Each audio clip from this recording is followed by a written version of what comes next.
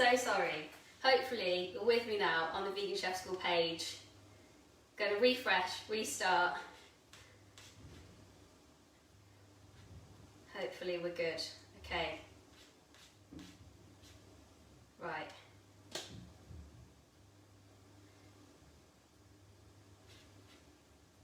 It looks like we are there. Yes. Okay. Sorry about that. Right. So today is Friday. It's hummus week. We are making hummus ramen. So I was just having a little chat about ramen. Hi, I can see people joining. Hi Kelly, thank you for coming back, bearing with me. Okay, so I was just having a little chat about ramen. So ramen is a traditional Japanese noodle soup, and it's been cooked for thousands of years over there, but it became really popular after the Second World War. And essentially there was a shortage of the rice harvest, so the Americans flooded the market over there with cheap wheat flour, and people started making more and more of these noodle soups with that wheat flour. And then from there it became kind of urbanised and then spread across the world. So now it's super popular in the UK, there's loads of ramen bars in London, and in the US as well. And I'm sure the rest of the world, if you're somewhere else in the world, let me know, is ramen a thing where you are?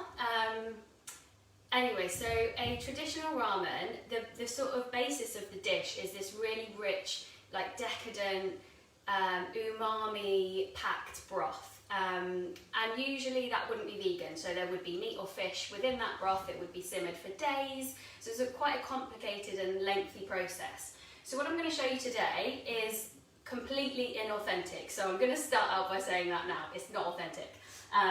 But it's a quick hack using our beloved hummus to make us a vegan ramen that is super tasty, it's really rich, and it's got all that umami flavour going on. But A, it's really quick, and B, it's vegan. So this might sound a little bit strange to you. It is a little bit strange, but it tastes absolutely amazing. And when we think about the ingredients that are in hummus, some of those ingredients do cross over lots of cuisines. So things like tahini, which are sesame seeds, you might not find tahini in Japanese cooking, but you'll definitely find sesame seeds. And actually they do have a sesame seed paste, which is quite similar. So when you're thinking about different cuisines and like mixing things up, think about those ingredients that kind of translate between cuisines, because when you actually break different cuisines down and the spices and flavours and ingredients that go into those cuisines, you actually start to see that it's just maybe one or two different additions or changes that make one cuisine different to another. So if you think about your spices, you'll find a lot of similar spices in, say, a curry, as you would maybe a Middle Eastern dish, but it might be like 3 or 4 different things just switch out, which give you a completely different flavour profile. So I find that really exciting about cooking, and I think this really works, so I hope you're going to give it a go. But yeah, so hopefully you can see the ingredients and sound is all okay. Let me know if it's not. You can see we've got lots of people joined. So hi Kelly, hi Erin, hi Bobby, hi Colleen, nice to see you again. Hi Karen, hi Day. Hi Hope, morning. Okay, so we're going to get on with the recipe now. So quick run through the ingredients. It's very simple in terms of aromatics that are going to start off the dish for us. We've got garlic, we've got ginger, we've got spring onions. So we're going to sweat those down, and then we've got some different mushrooms. I've got kind of a mix of different what's called exotic mushrooms in our supermarket. So mine is a mix of, we've got some shiitake, there is some random bits of chopped up king oyster mushroom, and then they've all sort of fallen apart, but maitake mushrooms, which come in kind of like a cluster usually and look almost like a little bouquet of flowers.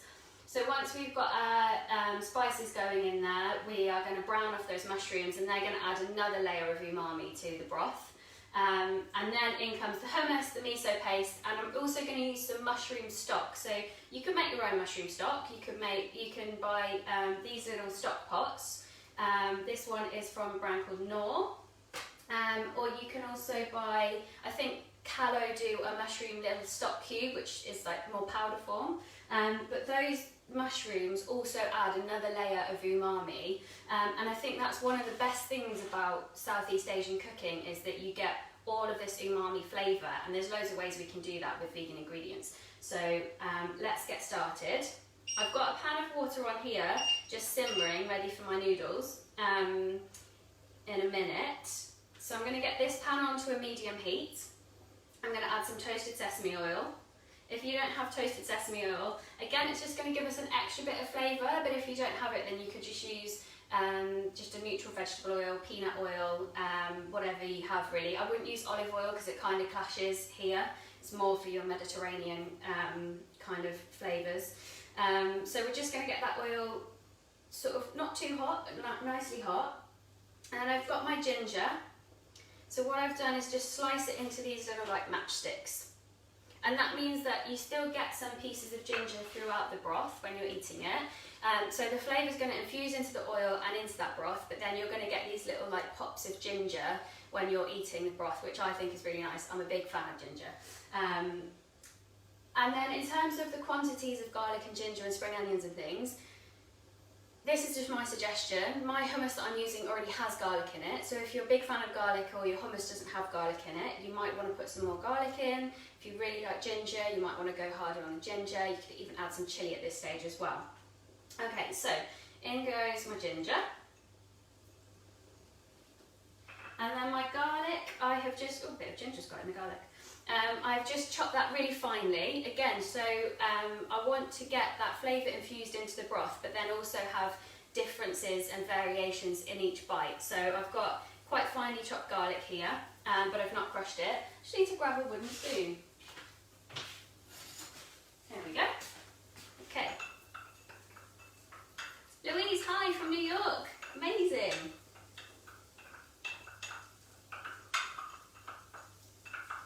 Erin says this sounds delicious. I think it is. I hope if you try it, you think it is too. Have we got any big ramen fans in the house? Anyone missing their favourite ramen bar to go to?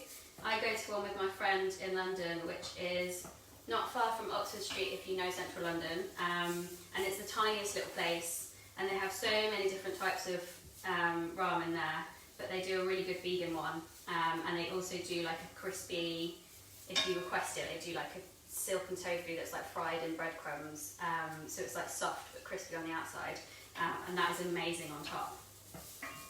Okay, so I've also got my spring onions here, so I've got 4 or 5 depending on how big they are. And I've just held a few back for the topping because I like to have that little extra bit of green and freshness on top of the ramen when I come to top it. So I've got probably about 3/4, half 3/4 of my spring onions, and we're going with those now as well. Michael says he ate a lot of cheap ramen when he was in college. I mean, you've got to do what you've got to do, haven't you? Kalimus is going to the noodle house. It is really hard to create a really authentic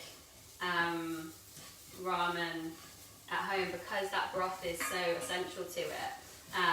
So I'm not going to pretend this is going to be like as good as what you'll get in a Japanese restaurant, but I think it's a good enough substitute, and it's a little bit different. You do get some ramens that are like more creamy. They can be based on soy milk or animal products, but this one is a nice kind of creamy, comforting one and doesn't use any of that. Hi Mick! Erin says she wishes she would have known about good vegan restaurants when she visited London. Yeah, I mean there are a few good resources for that. If you ever come back, there's definitely, I know a few blogs that write about places to go in London. One of them on Instagram is @TheLittleLondonVegan. But also, I don't know if you've heard of, there's a website and an app called Happy Cow, and on there you can find, wherever you are in the world, you can find vegan and veggie restaurants, and you can like filter whether they're completely vegan or vegetarian or just have vegan options. And I find that one really useful when I'm travelling for finding places. I mean, I do spend a lot of time researching places to eat when I go places because that's my main reason for travel. But yeah, so Happy Cow is a really good website to use if you're stuck for places. But also, if you're on Instagram, or maybe Facebook, I don't really use Facebook that much. If you're on Instagram, you can search like a hashtag. So just have a look at like wherever you're going. Say you're going to Tel Aviv, search like vegan Tel Aviv or Tel Aviv vegan, and you might find places pop up that other people have kind of posted about. But yeah, there's definitely lots of people in the world writing about vegan restaurants, so that's a good tip. Michael says he was talking to his wife yesterday about making ramen this weekend. Oh, fresh noodles! I mean, you put me to shame there, what can I say? I'm not doing fresh noodles. Okay, so we've got, can you see? Hopefully you can see. We've got our ginger and spring onion, it's all softened down now. So we're now going to add, I'm just going to quickly chop these mushrooms up, but we're going to add our mushrooms now and get those browning. So you can, if you want to, keep some of these mushrooms back and pan fry them separately as an additional topping to put on top, which can be really nice. I actually want to just go all in on my mushrooms today in the broth and get lots of lovely flavour through there. It doesn't really matter how you chop these up. I wouldn't go too fine because you want to be able to see pieces of the mushrooms in that broth. So, mushrooms going in. Just going to add a touch more oil because my pan's getting a little bit dry. So if that happens to you and you find that the things that you're sauteing is sticking to the bottom of your pan, you've got a couple of options. You can add a little bit more oil, or you can add a splash of water, which will sort of deglaze the pan. That's quite a chefy term, but essentially it just means take anything that's stuck to the bottom of the pan off the bottom of the pan. And that's a really nice thing to do in a broth like this because you're going to keep that flavour, and it's going to be wet anyway. I've just used a bit of oil instead here because I want to get those mushrooms nice and brown, and if I add water now I'm going to end up with soggy, sweaty mushrooms rather than nice caramelisation. And that caramelisation is going to help with our umami flavour and building richness into that broth. So we will add some water, and when we add that, it's going to take anything that's stuck to the pan off the bottom. So not to worry, you just don't want to have your heat so high that you're burning things, because then you're going to get bitterness. So if the pan is starting to look black on the bottom, stop before you get that far, because you're going to add like a sort of acrid taste to your broth, which you don't want. Okay. Colleen says she loves Happy Cow, very useful. Yeah, it's great, really, really good resource. Jenny says she doesn't have mushroom stock. Would the water from rehydrating dried mushrooms work?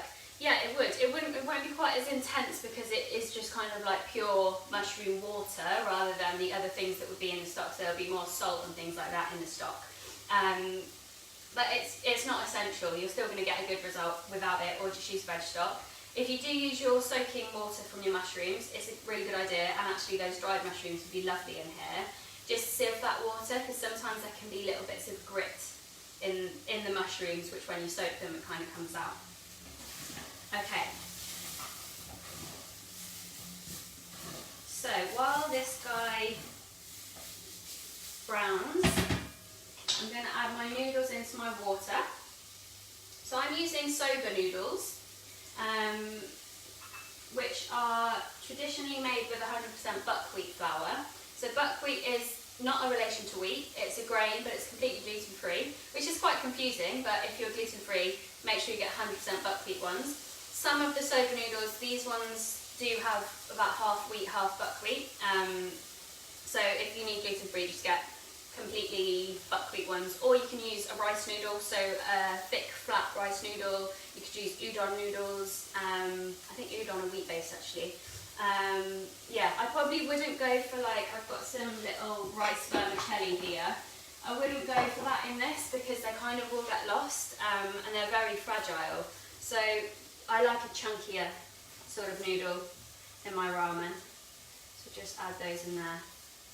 You can't quite see that on camera, I don't think, but it's not very interesting. It's just noodles going into some water. The action's happening over here. Okay. So we'll just leave those to simmer. Right, so our mushrooms have started to soften down now, which is lovely. They're looking really good. So give it a couple more minutes. Right, so another really good hack for getting lots broth is miso paste. So I'm sure lots of you will have heard of miso paste. It is amazing. You can use it in so many different ways other than just miso soup. You've probably had miso soup in a restaurant, but you can use it for marinades, and there's actually lots and lots of different types of miso. So you can get a white miso, which is much more sweet, and is good for things like dressings. You can use it in even desserts, so you can make like a salted caramel kind of vibe with a bit of white miso. Then you've got red, you've got brown, there's lots of other different ones as well, and different variations. It's essentially fermented soybeans and rice. So, and you can get some that are made out of other pulses. I think you can get chickpea miso. And I think Hoggy Dogs do a kind of miso substitute. I think it's made from fava beans. So, you know, if you want to go slightly more local, seasonal, you could try something like that if you're in the UK. So yeah, in the UK we can get lots of different miso online and in supermarkets. But if you're struggling to find different kinds, if you have a Japanese supermarket or an Asian supermarket, go and have a little wander around. Honestly, it's like an Aladdin's cave. You'll just get lost in stuff. But yeah, I'm using red miso paste today. You can also use brown for this, but you do want one of the darker ones because they're richer and have more of a kind of salty, punchy flavour. So they're going to add more flavour to this broth. If we use white miso, it's going to get kind of lost because it's more delicate. So we want something bold in here.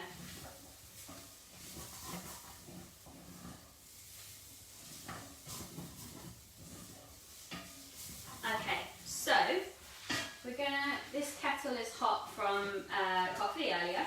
So I'm just going to measure out 500 mils of water to get ready for adding to this broth. So we've got our creamy hummus. I made this hummus. It's actually still got some whole chickpeas in, which is interesting. Didn't blend that quite enough. We're going to go in with the hummus, and I'm going to turn the heat down so that it doesn't burn on the bottom of the pan while we get everything else in.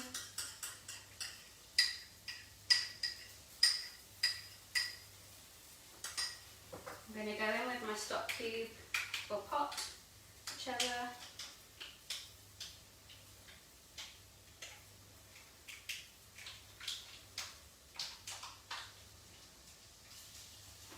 And then we're going to go in with a tablespoon of miso paste.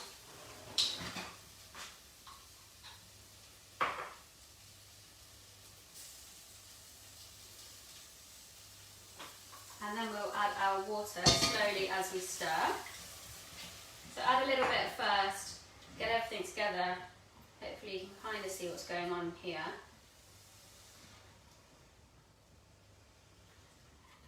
I'm just going to adjust the camera so you can see. I know you can sort of see from there. Okay, so you've got this lovely velvety, rich creaminess going on. So just gradually add your water. And as it heats up, that stock cube or pot is going to melt and disintegrate in. Your miso paste is going to melt in. And then you're going to be left with this gorgeous, gorgeous broth. And then we're just going to simmer it for about 5 minutes. But what you don't want to do is let it boil. If you boil it, which I did yesterday because I was practicing it and got distracted, that hummus is going to split. So you end up with, it's still delicious, but you're going to end up with a bit of a grainy looking stock. Whereas if you keep that heat low, just very, very gently simmer it, you're going to get a much more creamy looking broth. I will pick the camera up in a minute and come show you it. I'm just going to wipe my hand, because it is looking really lovely.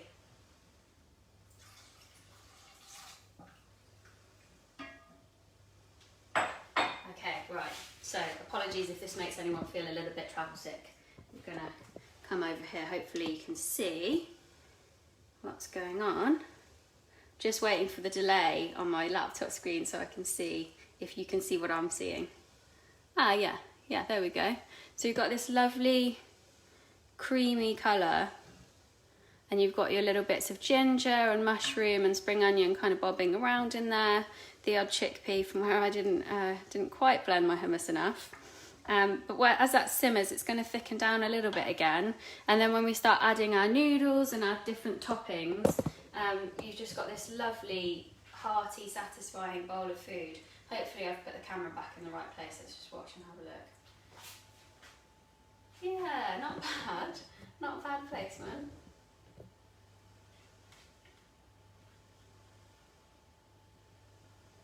Okay, great. Karen and Erin think it looks yummy, and it is really yummy. Okay, so let's talk toppings while we get simmering. Just going to turn these things up a little bit. My hob's a bit temperamental. More of a fan of a gas cooker, to be honest, but when you live in rented accommodation, you've got to go with what you've got, haven't you? Okay, so I've got my little tray of toppings over here, which I'm going to talk to you about. So let's bring them in here. Let's have a look clearer. Okay. So, can you see? No, you can't see. Right, how am I going to do this so you can see? I'm just going to pick things up and show you. Okay, so when you're decorating your ramen, I love to have things all kind of like piled on top so that you can then like dive in and get different things involved. And this is a chance to add some fresh flavours at the end because they're not going to get cooked in and wilted. So some different things that I like to add. I mentioned already my chopped spring onion, which is like I've kind of taken the green part from the top end of the spring onions. The white part I've included in the bit that we sautéed off at the beginning. Because that's a little bit harsher and more oniony flavour. So A, it's going to be quite harsh when it's raw on top of your ramen, but also that stronger flavour means you've got more flavour in that broth. So that's my reasoning. I've got a little bit of red chilli, looks quite sad. I'm not mad on heat. If you want a spicy ramen, you could either start with chilli oil to fry your bits off in, or you can add some chilli at the start. If you just want, like me, a little bit of a suggestion of heat at the end, you can do dried chilli flakes or maybe a bit of hot sauce if you want a bit of hot sauce, like sriracha or something like that. Or you can do a little bit of sliced fresh red chilli. So these chilies that I have bought are the kind of bigger, milder varieties. So with your chilli, the smaller you go, the hotter you go. So if you use something like Bird's Eye, which are kind of tiny weeny ones like that, they're going to be hotter. But with this, I know that I'm good with about half of one of those on top of the ramen. Then I've got some coriander, fresh coriander leaves, which I'll just chop up and just kind of nestle on the side. And then when you kind of plunge into your soup and drag those under the surface, they're going to wilt quite quickly in the hot broth, which is quite nice if you like coriander. If you don't, I know it's a bit of a polarising one, you can leave that out. I've also got another one that some people are a bit wary of. I've got some nori, which is seaweed. So this is just, we made some sushi and I had a little bit of nori left over. So you can just tear some of that up and balance it on the side, and again you can just dunk that in when you get started. I've got some carrot, which I'm going to make little strips of. So this, I'll just see if I can show you. This is a julienne peeler. Don't know if any of you will have seen one of those before, but basically it's going to let us, these little teeth are going to mean that we can just take little julienne strips off. I mean, I should probably practice my knife strips and cut little juliennes, but this is a nice little cheat. So we literally just drag it down the carrot, and it works with things like courgette too, butternut squash even. And then we've just got some nice little carrot ribbons, which we can pop on top. Then I've got some silken tofu, which I have just cut into little cubes. So silken tofu is quite fragile and delicate, but actually it's really nice in a soup because you get this kind of like subtle, delicate, soft little kind of almost a break from the like really saltiness and like rich flavours of that soup. You get these nice little melt in your mouth pops of like just clean, crisp, soft tofu, which I really like. What else have I got? I've got some bean sprouts, which I'm going to add now actually. So I believe bean sprouts, we can buy them like this in the UK in supermarkets. I believe they're actually the sprouts of mung beans, so you could make these yourself. Although I think it's quite complicated to actually get a big white shoot like that. You can make little mung bean sprouts for salads and things like that. This is kind of optional, you don't have to have these. but they just add a nice like extra little texture. So we're just going to simmer that for another couple of minutes, let those bean sprouts soften. I think my noodles are probably about ready. They're looking soft and good. We'll just leave them sitting there. If I take them out, they might start sticking together, so I'll just leave them there for a minute. And then I've also got, just to sprinkle over the top at the end, some gomasio, I think that's how you pronounce it. So this is a mixture of white and black sesame seeds with salt, and they've all been roasted and toasted, and it comes as a like pre-mixed seasoning. So if you don't have that or you can't find it, you can just use some toasted sesame seeds, but I quite like how they look and that extra little bit of toasty flavour on top. Couldn't find the rainbow. It is a tough one today. I feel like I could make it slightly easier to see where I'm looking at it now, but it's going to be very obvious if I go and do that. So you've got a few more minutes to find it, Colleen, come on, you can do this. I've probably been stood in the way of it mostly actually. I will say that it's in view now, just about. Okay, yeah, so your toppings for your ramen, you can use what you have, what you like to a certain extent. There's certain things that are going to work better, like these fresher kind of crunchy things, but you know, you can freestyle on those, it's up to you. Okay, so at this point, you can taste your broth and add some soy sauce if you want to. I'm actually not going to today because it is quite salty with the miso paste and the stock cube. So I'm not going to at this point, but you can if you want to. You can add light or dark soy sauce and just to season it to taste really. You can just use that instead of salt. Or use salt if you want. Okay, right. So we're going to drain off those noodles and pop those into the broth.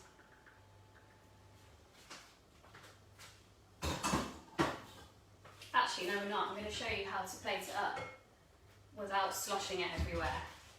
So I have found if I add my noodles into my pot, when you then try and spoon that out and get it into your bowl, you end up with like kind of noodly worms all over the place, which can be a bit of a splattery nightmare. So we're going to take our noodles out. I'm just using some tongs here, I think you can see that. I'm just draining off most of the liquid. And then I'm going to take my bowl and nestle those into the bowl. There we go. You've got your noodles there.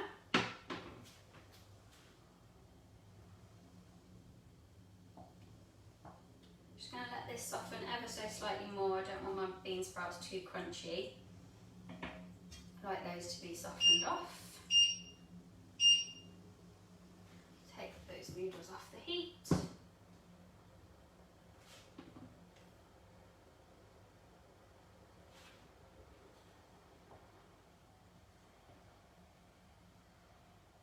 Okay.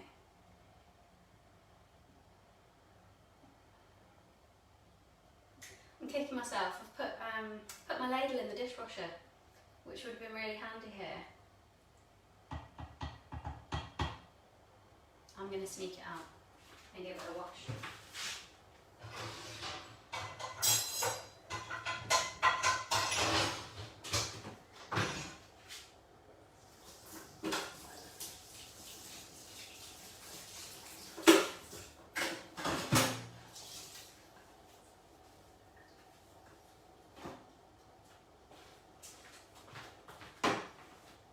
Okay, panic over.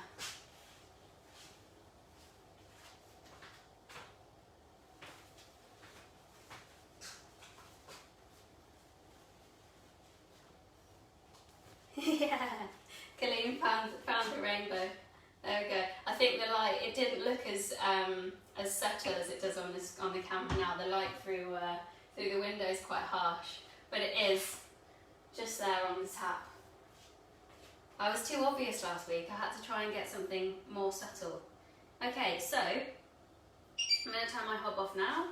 Got my soup looking really gorgeous and lovely.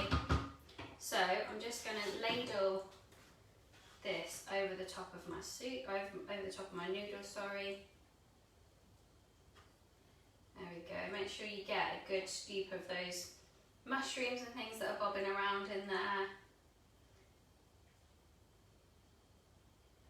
You can see I've almost kind of covered the noodles, so they're like a nice little surprise at the bottom. And then I'll move this out of the way so you can see what I'm doing with my toppings. I quite like to have like separate little piles of toppings going on in here. So we'll take a few cubes of tofu. This recipe is enough for 2 people. So we'll pop some tofu cubes in there. I will pick the camera up again in a sec and bring you over to see what I'm doing, or see how it looks. Slide on over a little bit so you can see better.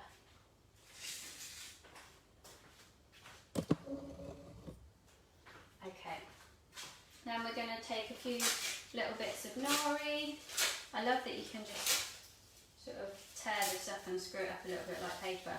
I'm not a big fan of it just like this, but once it goes into the soup and softens, it gives like a nice sort of, it's like salty but not really salty. It's more, it's got that kind of like smell of the sea, which is nice without being too fishy. If you're not a fan, then just don't use it. Let's go some chilli.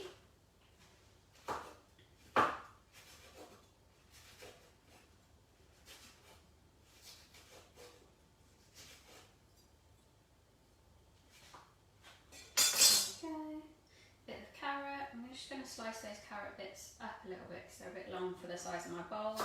I like quite a deep bowl for my ramen. I just find it, I don't know, there's something quite comforting about being able to kind of hug your bowl of ramen. It's quite a wintry dish actually for a summery day, but because this is quite light and quick, it's still a nice dish for this time of year as well.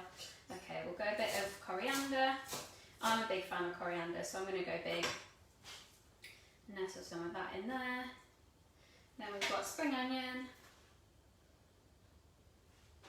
And then finally, our toasted sesame seeds, or gamasio. I like to leave a little bit of the broth. This is just me being a little bit fancy with my presentation. It's not going to look fancy when I show you, but I like to leave like a little bit of the broth, so that you can kind of see what you're getting underneath all of the toppings. I think it's kind of really inviting. Let me just bring you over again, show you what's going on. So you can see I've got my coriander, got my carrot, my chilli, spring onion, the nori sheets, and then silken tofu, and then the sesame seeds kind of scattered. And you can see little bits of mushroom peeking out through the broth as well. So there we go. That is hummus ramen. What do we think? Have I lost the plot? Are we good? It sounds like people like the idea. Okay, so that's it. Thank you, Erin. That's it from me today. So yeah, if you want a really quick vegan ramen, add some hummus. Yeah, it works really, really well. That kind of savouriness, richness, I think the oil in your hummus and the tahini that you've got in your hummus, and that little bit of garlic and salt, and then those chickpeas kind of give you this like thickening effect because they're blended down, ground down. When you mix them with the hot water and the stock, you get this nice thickening effect, and then the miso really just brings everything alive and gives you lots of umami. Yeah, so yeah, the mushrooms, I'll just say, if you can't find like a different mixture of mushrooms, try and use shiitake instead if you can get those, because they're the ones that I find give most of the mushroom, like the most intense mushroom flavour. You can also use like chestnut or button if you want, just make sure you fry them off really well, but I think shiitake are a really good option. Yeah. Danielle said, how much water did you put? It was 500 mils of water, so this is enough for 2 people. If you like a slightly thinner broth, then you can put more, or if you want a thicker one, you can put less. Really just up to you. But yeah, I find this amount is good enough to fill 2 of these kind of soupy bowls, once you've got your bits and bobs in there as well.